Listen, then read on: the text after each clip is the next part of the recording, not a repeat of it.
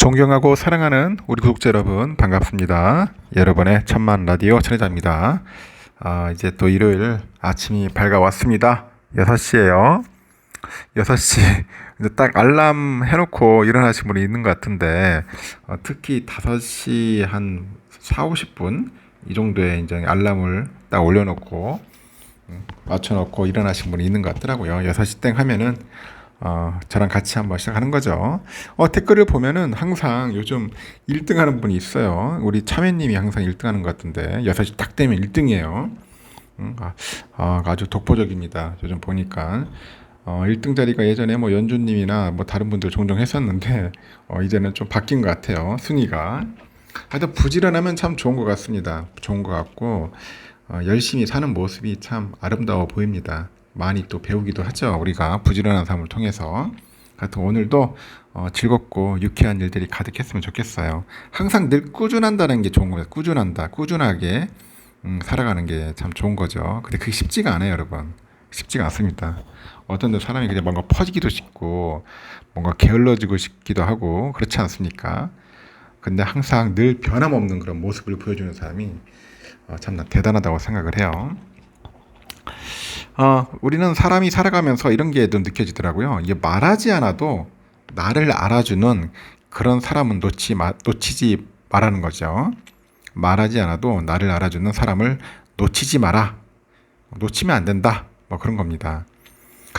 예전에 그 가수 양희은 씨가 그래요. 양희은 씨가 그 모 프로그램에서 자신이 살면서 느낀 인간관계의 본질에 대해서 설명 없이 나를 알아주는 사람 몇 명만 붙잡고 살면 돼 이렇게 라고 말했습니다.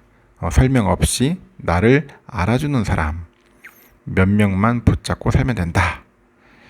뭔가 의미 있네요. 그 가수 양희은의 말처럼 구설수에 오르거나 힘든 일이 생겼을 때 일을 그르치게 된 이유나 그런 자초지종을 묻기 전에는 내가 그렇게 행동한 데는 다 그럴 만한 이유가 있겠지? 하면서 그런 말부터 건네는 사람은 절대 놓치지 말랍니다. 당신이 그렇게 행동한 데는 다 그럴 만한 이유가 있겠지. 뭐 하여튼 그렇게 말하는 사람들 놓치지 말라는 거죠. 정말 진국인 사람, 내 곁에 평생 남을 사람은 내 행동에 그 인간이 아니라 인과관계를 따지고 평가하진 않아요. 내 행동에 인과관계를 따지고 평가하지 않는다. 있는 그대로의 나를 인정하고 사랑하기 때문에 그 어떤 일이 생겨도 옳고 그름을 판단하지 않고요. 우선 나의 편이 되어주는 거예요. 그래서 이런 사람 한두 명만 있어도 인생은 평생 든든합니다. 부끄러움을 무릅쓰고 애정과 고마움을 표현해야 하는 단 한 사람을 꼽자면은 바로 이런 사람입니다. 알겠죠? 여러분도 꼭 한번 만들어 보세요. 뭐 있을 거예요. 없지는 않을 것 같아. 한 3명만 있으면 돼. 친구는 3명만. 찐 친구는 3명만 있으면은 성공한 인생이라고 하는 것 같습니다. 삼성전자 이야기를 한번 해볼게요. BOE라고 있어요. BOE. 이거 찡둥팡이라고 하는데 찡둥팡. 이렇게 불리는 중국 기업인데 현재 글로벌 디스플레이 1위에 올라 있다. 그런 이야기를 합니다. 이 BOE의 선전 덕분에 중국의 글로벌 디스플레이 시장 점유율도 지난해 기준 42.5에서 42.5%죠. 1등을 했어요. 한국이 36.9, 대만이 18.2, 일본이 2.1% 정도보다 높다. LCD 시장에서 저가 물량 공세를 통해 가지고 삼성 디스플레이, LG 디스플레이를 밀어냈어요. 이렇게 노골적인 한국 기술 백기기하고 중국 정부의 천문학적인 지원이 뒷받침된 결과라는 평가를 받고 있더라고요. 대표적인 사례가 뭐냐? 하이디스예요. 하이디스. 이 하이디스 인수예요.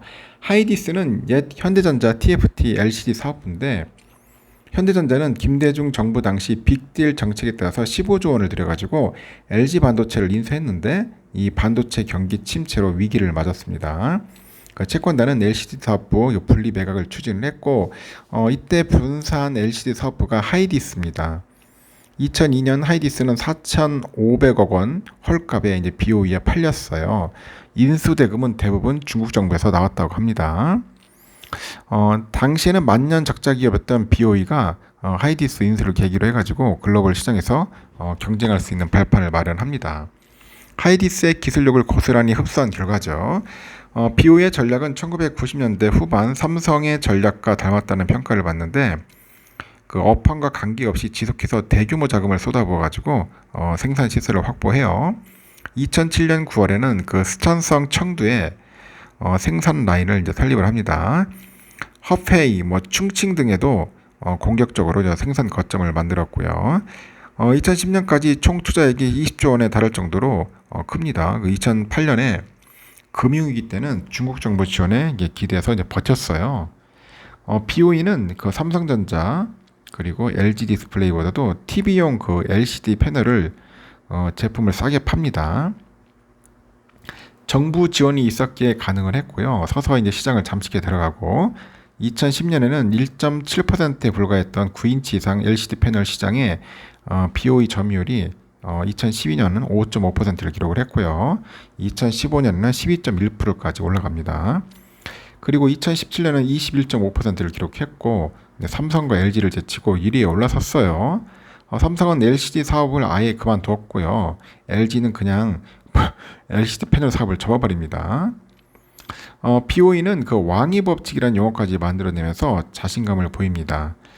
디지털 데일리 등 그 IT 전문 매체에 따르니까 지난 17일 서울 삼성동 코엑스에서 열린 디스플레이 비즈니스 포럼에서 키노트 연사로 참석한 BOE 관계자는 반도체의 무어의 법칙, 황의 법칙이 있는 것처럼 BOE에는 왕의 법칙이 있다. 그럽니다. 디스플레이 그 패널 가격은 3년 주기로 50% 하락하기 때문에 수익성을 유지하기 위해서 제품 성능을 2배 이상 확보해야 한다는 거예요. 이렇게 왕의 법칙의 왕은 이 BOE 창업자로 중국 디스플레이 대부로 불리는 왕동성 전 회장의 주장이죠. 왕 전 회장은 현재 반도체, AI 등 첨단 기술 개발에 주력하고 있는 중국 SE운에서 일하고 있어요. 이 BOE가 왕 회장을 반도체의 아버지로 불리는 인텔 공동 창업자 이 고든 무어, 삼성전자 메모리 반도체의 전성기를 이끌었던 황창규 전 삼성전자 사장의 반열로 끌어올린 거죠. 이렇게 BOE 관계자는 2022년 말 기준 디스플레이 패널 4개 중 하나는 BOE 제품이라고 하죠. 전통적인 애플리케이션인 스마트폰하고 태블릿, 노트북, 모니터, 이런 TV 등에서 출하량과 시장 점유율 1위를 언급합니다. 1위라고 언급을 하는 거예요. 대단하죠? 보면은. 하여튼 BOE가 최근에 주력하고 있는 분야가 유기발광 다이오드 OLED예요. 중소형 OLED는 삼성 디스플레이, 대형은 LG 디스플레이가 주도하고 있는데 이 시장을 지키려는 한국 디스플레이 업체들과 잠식하려는 BOE 간의 경쟁이 치열합니다. 이 BOE가 아직까지는 큰 성과를 못 내고 있어요. 시장을 선점하고 기술 고도화에 주력하고 있는 삼성 디스플레이와의 기술 격차가 큽니다. 대표적인 사례가 애플의 아이폰용 OLED 디스플레이 납품 경쟁인데 BOE는 아이폰 14 때 OLED 패널 납품에 성공을 했어요. 하지만 프로하고 프로맥스 같은 프리미엄 아이폰 모델이 아닌 그런 3용 패널을 주로 공급하는 것으로 알려져 있고 오는 10월께는 출시 예정인 아이폰 15하고 관련해서는 최근에 BOE가 애플의 테스트를 통과하는 데 실패했다. 그런 외신 보도가 또 나오고 있더라고요.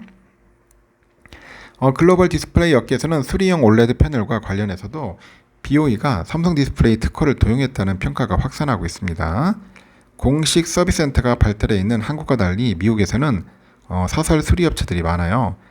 이렇게 BOE가 사설 수리 업체들에게 아이폰용 OLED 패널을 공급하는데 이 패널 생산 때 삼성 디스플레이 패널 특허를 무단으로 사용했다는 겁니다. 이 도용한 특허에는 삼성 디스플레이의 자랑인 다이아몬드 픽셀 기술도 포함된 것으로 현재 알려져 있죠.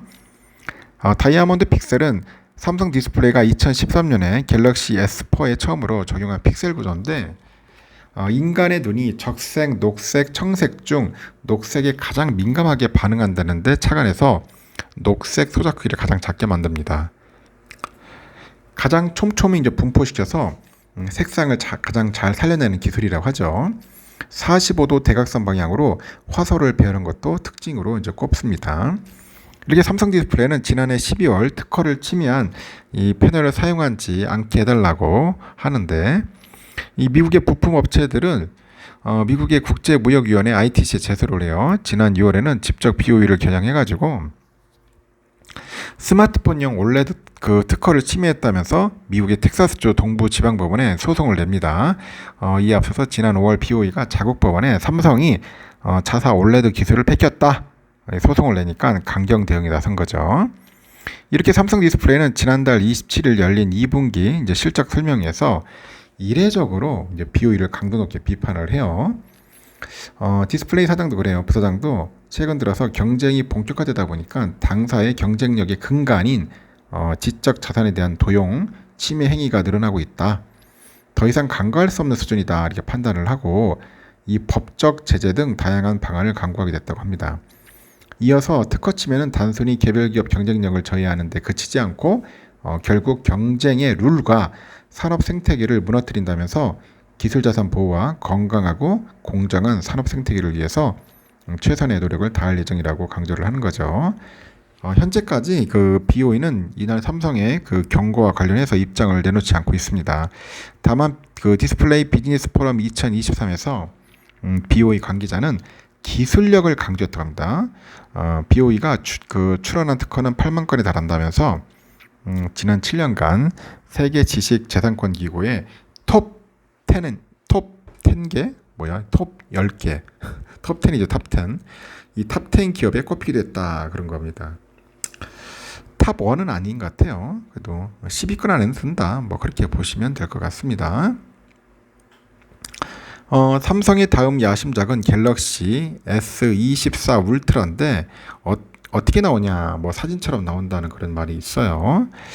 내년 2월 공개가 예상되는 삼성의 차기 플래그십 스마트폰 갤럭시 S24 울트라 예상 모습이 벌써 등장을 해가지고 관심이 쏠립니다. 스마트폰 컨셉 아티스트 4RMD는 지금까지 제기된 갤럭시 S24 울트라의 그 추정 사양을 종합을 해가지고 이 컨셉 디자인을 17일 자신의 유튜브 채널에 이제 선보였어요. 이 사진 속에 보이는 게 컨셉인 것 같습니다. 보니까 4RMD, 영어로 4RMD입니다. 전작인 S23 울트라와 비교할 때 테두리가 이제 직각에서 이제 완만한 곡선형으로 이제 바뀌고 후면 카메라 렌즈를 감싸는 타원형 프레임이 이제 추가된 점이 눈에 띄는 것 같습니다. 삼성은 갤럭시 S22 시리즈부터 기본과 플러스 모델만 그 테두리를 곡선형으로 유지하고요. 울트라 모델은 과거 노트 시리즈의 직각을 채택해가지고 차별화를 뒀는데 이번에는 4RMD가 제시한 갤럭시 S24 울트라 예상 이미지가 보니까 테두리는 둥근 곡선형을 띠고 있네요. 곡선형을 띠고 있더라. 이렇게 곡선을 띠고 있죠. 후면 카메라는 전작과 같이 4개의 렌즈가 탑재될 것으로 예상이 돼요. 물방울 디자인을 유지하고 있고 갤럭시 S23 울트라에 처음 탑재됐던 2억 화소의 메인 카메라를 비롯해가지고 1200만 화소의 초광각 카메라도 그대로 탑재될 것으로 예상이 됩니다. 다만 3배쯤 망원 카메라의 화소는 전작 1000만 화소보다 5배 높은 5000만 화소로 바뀐 점이 눈에 띈답니다. 5000만 화소. 앞서서 뛰어난 카메라 성능 덕에 괴물폰으로 불렸던 S23 울트라에 이어서 또 한 번 카메라 업그레이드를 예고한 셈이에요. 아울러서 카메라 렌즈를 감싸는 세로로 긴 타원형의 섬이 추가된 점도 달라진 부분이고, 이는 갤럭시 Z 폴드 5의 후면 카메라 디자인을 연상케 하는데 색상은 팬텀 블랙과 팬텀 화이트, 퍼플, 골드 등 4개의 종으로 제시를 했어요. 이외에 디스플레이는 전작 6.8인치에서 6.9인치로 소폭 커지고 이 화면을 감싸는 그 상하 좌우 이 테두리 이 베젤은 얇아져 가지고 이전보다 더 커진 화면을 제공할 것으로 예상이 되네요. 스마트폰의 두뇌 격인 모바일 애플리케이션 그 프로세서 AP죠. 이 AP는 퀄컴의 스냅드래곤 8 3세대를 채택할 것으로 예상을 하는 것 같습니다. 전작인 갤럭시 S23 시리즈와 최근에 출시된 접는 폰 갤럭시 Z5 세대죠. 그 모델에도 퀄컴의 스냅드래곤 8 2세대가 탑재된 바가 있습니다. 앞서서 삼성은 올해 2월 1일 미국의 캘리포니아 샌프란시스코에서 행사를 갖고요. 갤럭시 S23 시리즈를 이제 공개한 바 있습니다. 사전 예약 기간 국내에서 109만 대를 팔아가지고 역대 갤럭시 S 시리즈 최다 판매 신기록을 썼죠. 차기작 갤럭시 S24 시리즈 역시 내년 2월 공개가 점쳐지는데 갤럭시가 아니라 애플이 오는 9월 공개하는 아이폰 15 시리즈와 함께 내년 상반기 스마트폰 시장에서 본격적인 대결 구도를 형성할 것으로 예상이 된다. 그렇게 보시면 될 것 같습니다. 하여튼 삼성전자 상당히 좋아졌어요. 여러분 보시면 아실 겁니다. 특히 카메라 성능은 상당히 좋아졌다. 뭐 동영상도 그렇고 하여튼 야간에도 뭐 노이즈도 많이 개선돼 가지고 상당히 좋다고 하더라고요. 저도 갤럭시 S22 울트라를 쓰는데 너무 좋은 것 같습니다. 사진도 많이 찍고 하고 있죠. 근데 여러분들도 마찬가지입니다. 한번 사면 오래 쓰니까 특히 이제 폰 오래 쓰신 분들, 한 3년 정도 쓰신 분들은 한번 바꿔서 요번에 새로 교체해가지고 한번 사용해 보시기를 적극 추천드립니다.